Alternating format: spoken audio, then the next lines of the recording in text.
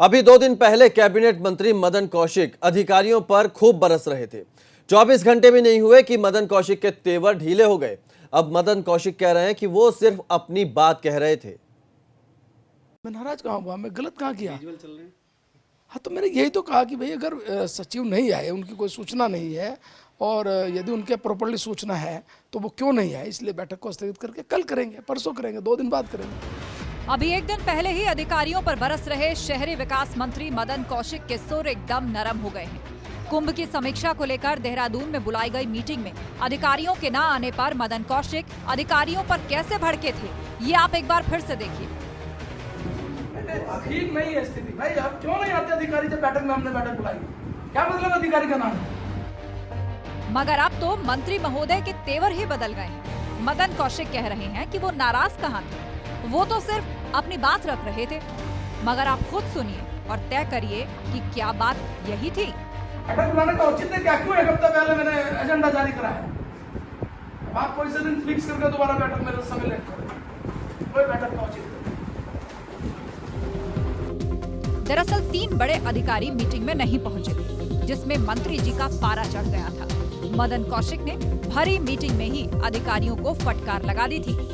सुधांशु जी है, सारे सचिव का सचिव भेजा, का सचिव सिंचाई, सारे सचिव रहे आज आखिर वहाँ काम क्या हो रहा है? देखा नहीं क्या बुरा हाल हो रखा है? कौन सा रिक्शा करेगा जब अपने बाकी से रिक्शा नहीं करते जा? अवहेलना इसलिए नहीं है कि अभी ये नहीं पता कि भाई वो किसी दूसरी मीटिंग में थे, कहीं थे, उनको सूचना प्राप्त हुई या नहीं हुई। अब ये तो विषय अलग हुआ ना, मान लिया सपोज करो उनके पास सूचना ही ना हो। दरअसल इस घटनाक्रम के बाद मदन कौशिक ने सीएम त्रिवेंद्र सिंह रावत से भी बात की थी। माना जा रहा है कि इस मीटिंग के बाद ही कुछ ऐसा हुआ कि मंत्री महोदय की सुरों में नरमी आ गई। नाराज कल भी नहीं था और आज तो आपने इस संवेदनशील विषय पे मुख्यमंत्री जी से कोई बातचीत की कि भाई? नहीं, ऐसा नहीं है, ना मैं नाराज था और ना कोई ऐसी दिक्कत है। एक सामान्य प्रक्रिया थी कि यदि कोरम जितना होना चाहिए उससे कम है तो मैंने कहा बैठक स्थगित करके 2-4 दिन के बाद दोबारा बैठक हम रखेंगे। एक दिन पहले तक अधिकारियों पर बरस रहे मदन कौशिक अब ये जता रहे हैं कि उन्हें किसी बात का गुस्सा नहीं था। मैंने कहा कि देखिए, बैठक में अगर अधिकारी नहीं है, कुछ महत्वपूर्ण निर्णय होते हैं जो उसी समय तय होते हैं। अगर यदि निर्णय उन महत्वपूर्ण विषयों पर निर्णय नहीं लिए जा सकते तो तब बैठक का जो औचित्य है वो शायद उस रूप में नहीं रह जाता। ऐसे में सवाल ये है कि मदन कौशिक जो कह रहे हैं वो सही है या फिर उत्तराखंड में अफसरशाही के आगे वाकई नेता और जनप्रतिनिधि कुछ नहीं बोल पा रहे हैं। पूर्व सीएम हरीश रावत ने तो यहाँ तक कह दिया कि उत्तराखंड में नेतृत्व क्षमता की कमी है। मैं ये समझता हूँ कि सरकार के स्तर पर, मैं मुख्यमंत्री पर तो ये बात नहीं कहूँगा, लेकिन कहीं न कहीं पर